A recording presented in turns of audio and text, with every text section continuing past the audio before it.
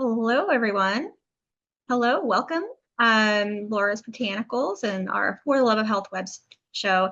And we are here with the incredible, the one and only Kelly Roach today. And Kelly is a fabulous, fabulous business mentor I've gotten to know over the last few years. And we are just so excited to have her live on our platform and to share this message with our audiences, which is chock full of service-based providers in the health and wellness space, a lot of product-based businesses, health business startups, and people who are just generally passionate about community and about local businesses.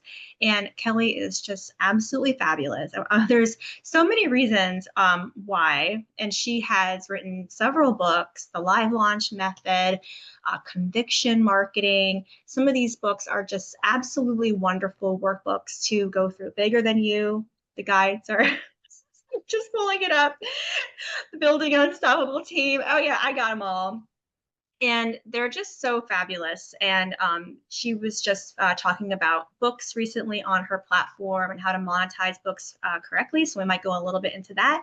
But Yeah. Kelly, I just want to make sure that I focus on a lot of the things that you do. And there's a few things around the impact of coaching that I wanted to go into first, because what I really love most about you is how I do have some notes. Thank you. Is how you mentor. So you seem have to be able to help people. You equally focus on real-time results and a gut level Yeah. persistence. Would you say that those are absolute pillars of the Kelly Roach coaching method and Yeah. process?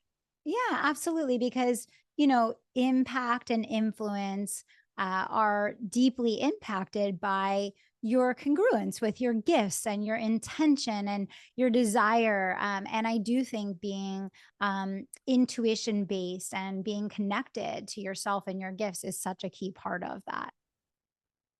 Absolutely. And I think that's what was so powerful in what you've been able to help me shift into as well. But that level of persistence and hope, it's Yeah. always coming from this super authentic place and super motivating. So whereas it sometimes can feel so isolating to Yeah. not have that group of people who understand, but also have like your own message so honed in that you are your own compass. Yeah. And so I really feel like you've really helped me with that. And that's so much in your message. And then Yeah. the other thing was that focus on real time results. So Yeah. what do real time results mean to you? And how are you seeing that work for your clients? Yeah, absolutely. Well, I mean, I think there's just so much noise in the world of business now, and especially in the online space. And, I think, Laura, that our connection with our audiences, and it doesn't matter whether you run a service based business or a product based business, people buy from people. They buy from people, right? And so when I say real time results, I'm really focused on helping business owners understand the things that they can do on a daily basis that are actually going to produce customers and generate revenue. And, I always say, Laura, that any business can be simplified down to two core things. And that is serving your existing customers, over delivering and retaining them, and getting new ones. And Yeah. I think the biggest thing I see, Laura, that's preventing people from growing in the business world today is just being distracted doing way too many things, so many of them not actually interfacing with the market, not actually interfacing with the people we say we want to serve. So, what I always tell Laura, people is if you want your business to grow more quickly, get in the trenches with your people. Like, just be human, connect with more people, know what they want, know what they need, be present with them. I think so many people have gotten so far away from the people that they say they want to serve that they don't even know how to speak a language that connects with them. They don't know what to say or what to do to actually create that curiosity and desire because they're too far removed from them. So Laura, you obviously have been connected to me for a long time. So like I'm live all the time. Like I'm in the Great. DMs with people. Like I hear every day directly from my audience about what they want and what they need. So I'm Yeah. creating from that place of being in the trenches. I'm not trying to be in a glass box, up on a mountaintop. And I think that that's the key thing that we have to remember, is that people buy from people. So stay connected to the people you want to serve. Definitely. For me personally, I had to step more into who the person I was. And that's where the conviction, marketing Yeah. aspects, the mastermind we did in person, and the book Yeah. was so helpful because I had to really understand not only my fiscal goals, but my Yeah. personal vision, which Yeah. I really ultimately been sacrificing. I love how you say in that book, just remember the why you went into the business for the first place. Yeah. That was a really big question for me to explore. And on that note of just, not really getting in the trenches with existing customers too, it was a big shift for me working with you to actually be able to ask the right questions and to not put the product first, but put the people first. Yeah. Because so much of what I had been taught or explored or seen was to create products based on what I thought was interesting or seemed Yeah. to work instead of just asking the people who were interested in me what it was about me that would serve them. Yeah. Yeah, for sure. I love, Laura, that you were able to flip that, because I think I was actually talking about this on another session this morning. So many entrepreneurs see a problem or an opportunity or a gap in their field, and they want to create products and services to fill them. But sometimes we forget to verify that those are problems or needs that our target market actually wants to pay to have solved. And so that one distinction that you just made there, Laura, is really, really important.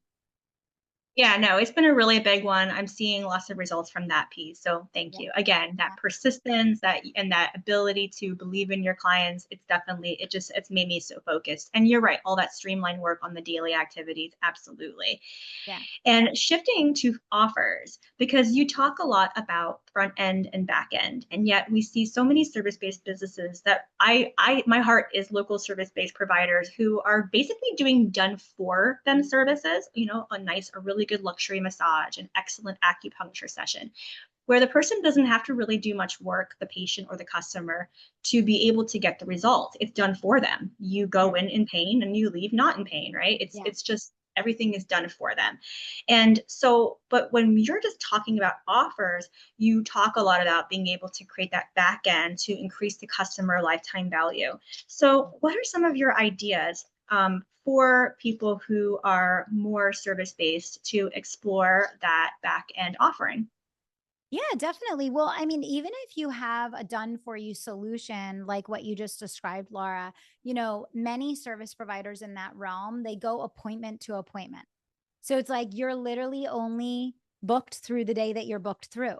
But what I would recommend instead is really shifting to a subscription based model. Like if someone likes massages, or invite them to purchase a monthly package where they get X number of massages and they're on a recurring billing cycle. So it's really moving away from having to start over every single month with a blank slate and try and figure out how you're going to get enough jobs booked to make money, in shifting into a recurring revenue model. And that really would be my feedback across the board, whether it's a service like you said, like massages, or think about it, even if you had a nail salon, people that get their nails done get their nails done. People that get their hair done get their hair done. People that pay for massages get massages. And so I think we need to just think bigger about what are the habits that people are going to spend money on anyway, and how do we take that subscription based model and apply it. And one more thing, Laura, obviously I'm more in the service world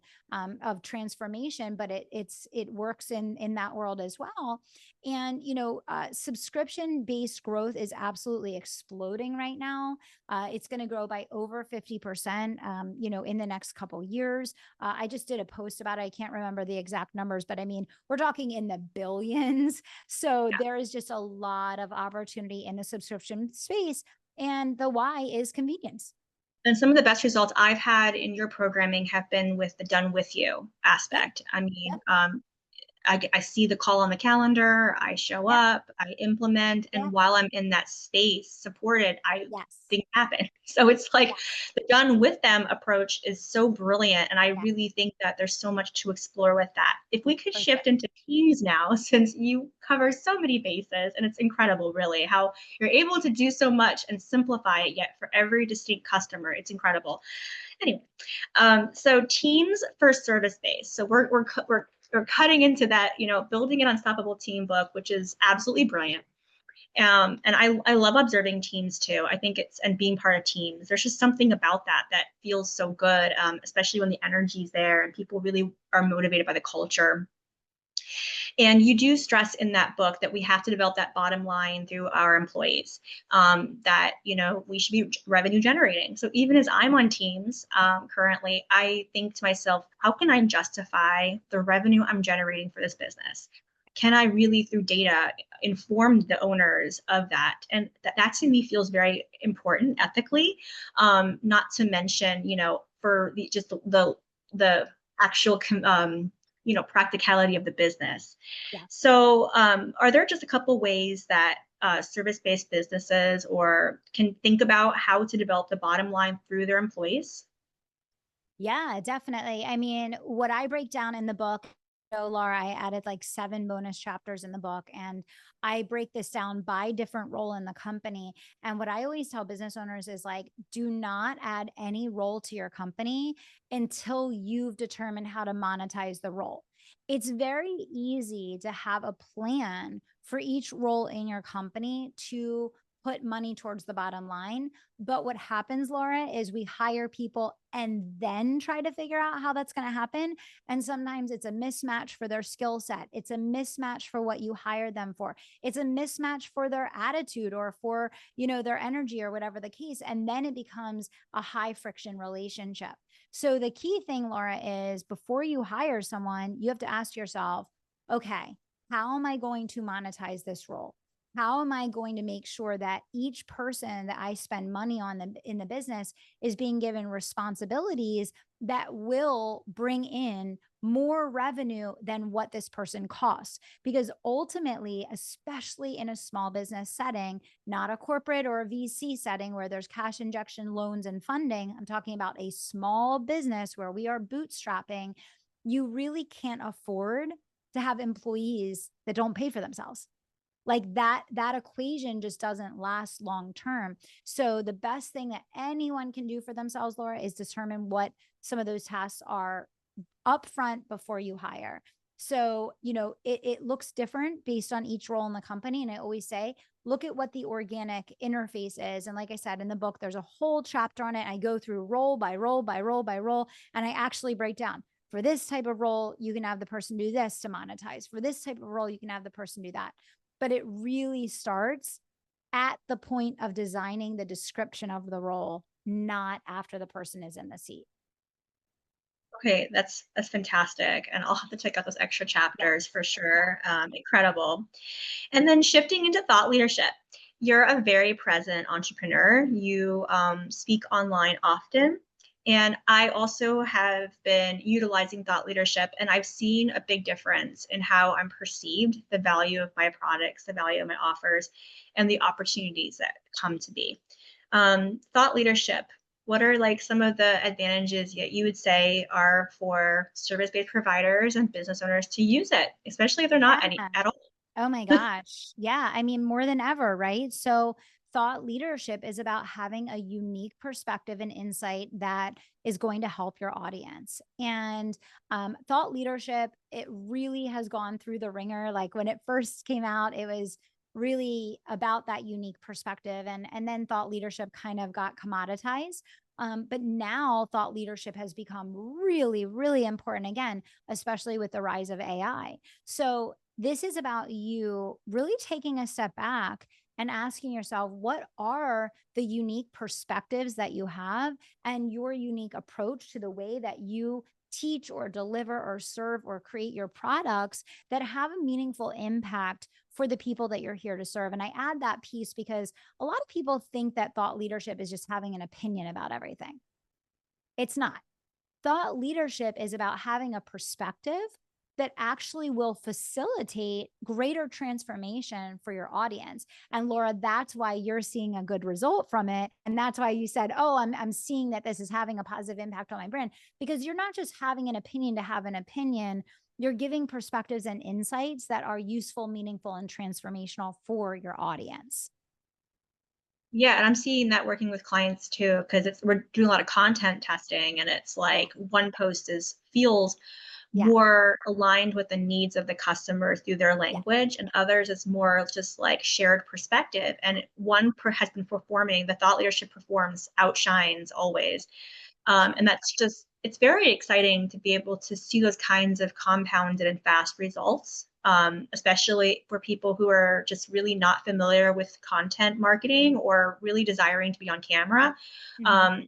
And it's a nice transition to be able to kind of smooth into it and get some of the benefits of it, which of course there's our customers are online. So it's just where they are. Um, but thought leadership also can be like speaking on stages, writing books, doing other things too. So being expansive in that vision. And the vision piece, I think is so important. And, how did you like know that that was something you wanted to help clients tap into? And do you feel like their visions are a lot of part of your visions? I mean, how do you feel about that work? Yeah. I mean, I think that ultimately your vision has to drive your growth strategy, right? So I'm a business growth strategist.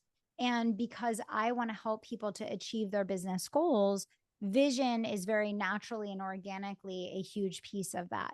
Because if there's no vision, first of all, the growth goal probably won't be accomplished. But also, the growth goal has to tie to something bigger. It has to tie to a purpose, a meaning, and a direction that matters. And because vision many times, or big goals many times, can take years to accomplish, having a clear vision is really essential. Because if you don't have a clear vision, chances are your team won't be able to follow along. Your market won't understand what you're doing and why, and you'll have a really big problem trying to accomplish your goals. So to me, goal setting and vision very much go hand in hand, and the vision is the foundation on which the goals are achieved.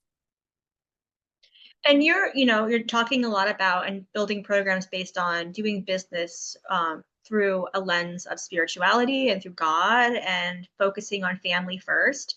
And so more of like a values first kind of a focus. Do you agree with that?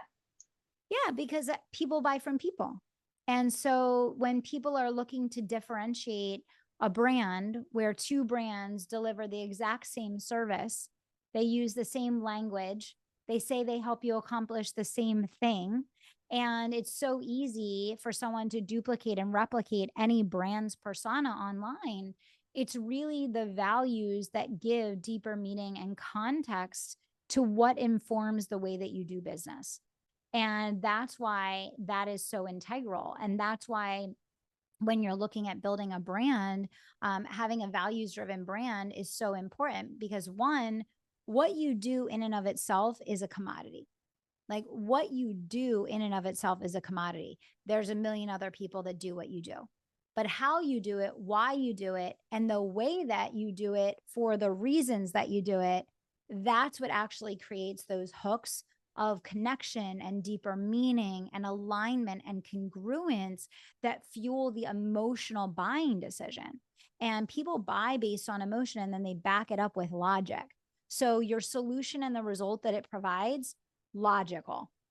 But the reason why you do something and what your values are, and the values that you want to bring to your clients, that's where you create that emotional connection. Yeah, no, probably the best part of the interview was just that segment right there. It was kind of like, which is what happens when I listen to a lot of your podcast interviews and things. It's like this point where I kind of drift off and I'm like, that was like everything. And then I have to come back and really focus in, which is what I tend to do with your content anyway, Yeah. because I do try to be focused for it. But I know that there was some gold there for sure. With that backend ascension model, I really don't know why people don't know about that. Like it's some like the upsells, the renewals. It's just some of it's common business vernacular, which is a big word that I've learned directly through you, or I recalled from previous experience in business. It's like, why is that something that we just don't utilize any more of? And because truly that's where so much of the income can be. Oh my Why are gosh. we not like keeping our ears to the market like that, or I being don't know. informed? It's really confusing to me, Laura, because I came from Fortune 500, right? So we did that all day, every day. I mean, when you look at billion-dollar companies in the outside world, they put just as much emphasis on inside sales as they do outside sales because there's just as much money in growing market share as there is in acquiring new customers. But the thing is that acquiring new customers is 7 times more expensive. And so acquiring new customers is not the fastest path to revenue or profits. It's important and necessary because you need a certain quantity of customers to get to your goal. But 4 out of the 5 core sales activities from the standpoint of, renewals, referrals, reactivations, upsells, new customers, 4 of those have to do with retaining and growing within your existing customer base. So that's one thing, Laura, that I'm really trying to bring to the online world because for some reason it got lost in translation. And Yeah. most small businesses only focus on customer acquisition, which is so hard and so expensive. So I'm trying to bring that to the online world. Yeah, no, absolutely. I see that. And it makes so much sense, and not through the numbers, just looking at Yeah. the numbers of how, and I think that's what it takes a little bit of that ability to sit back and really review things in the correct Yeah. way. And then to think about, like you said, the two, which I knew I was thinking when you were saying it, the two things, retain the Yeah. customers you have and get the new customers. And those are two very important things that need a specific type of nurturing and support and love. Yeah. Is there anything that you wanted to bring up to my audience? I know you got a lot of other projects going on with your daughter and with you just different kinds of communities and the wells and everything Yeah. or health related info. We do love health related info here. Well, Anything you want to I share? I mean, I guess the thing I'll share with that, because I know obviously, Laura, you're really trying to bring products and conversations to the market, about self. And what I would say to everyone is you are the asset. You are the asset. Everything hinges on your ability to stay healthy. And, health is one thing until it's everything. When something goes wrong with your health, everything stops. And so, one of the things, and you probably have noticed, Laura, I've started posting so much about health. I've started posting about my exercise and my wellness journey and getting sunlight every day and walking and all of these things. And the reason why, Laura, is because I see there's an epidemic in the entrepreneurial world of mental and physical health crises, and people think that they can compromise on their health and still build their wealth. And what ends up happening is the wealth crumbles because when you're not healthy, you can't sustain your business. And so that's why I've even shifted to not only that focus for myself. Obviously that's kind of always been a focus for me, but I've become a lot more vocal about it. I've become a lot more market facing about it, where I never would be doing like fitness pictures and doing all these things in the past, but now I'm like, listen, you guys, like, you're not going to make it. Like, you don't understand, it's so important. So I think just the messages that you're sharing, Laura, are so crucial about making smart and informed decisions for your health. And I know you do that in so many different realms. And, I would just remind everyone to really just think of yourself as the asset, because it's, if you're not healthy, you won't be able to continue. Yeah, I think that how you're promoting business activities is doing it in a very healthy way. And I personally have gotten healthier by working with you and your fabulous team. They've all been fabulous and just so helpful and so kind. Thank you. So that's really, truly the essence there, for sure. And healthier systems can utilize online marketing. It can incorporate thought Yeah. leadership and vision work. It can incorporate Yeah. just being smart and practical, and at the same time, like super healthy and connected to your customer. So, Kelly, thank you so much for coming today. This is such a pleasure and a wonderful conversation, and I really appreciate you. Oh, thank you so much for having me, Laura. And I appreciate you as always. Thank you for being a part of our world and always being a supporter of the brand. Absolutely. Have a wonderful rest of your day, everybody. Thank you for tuning in.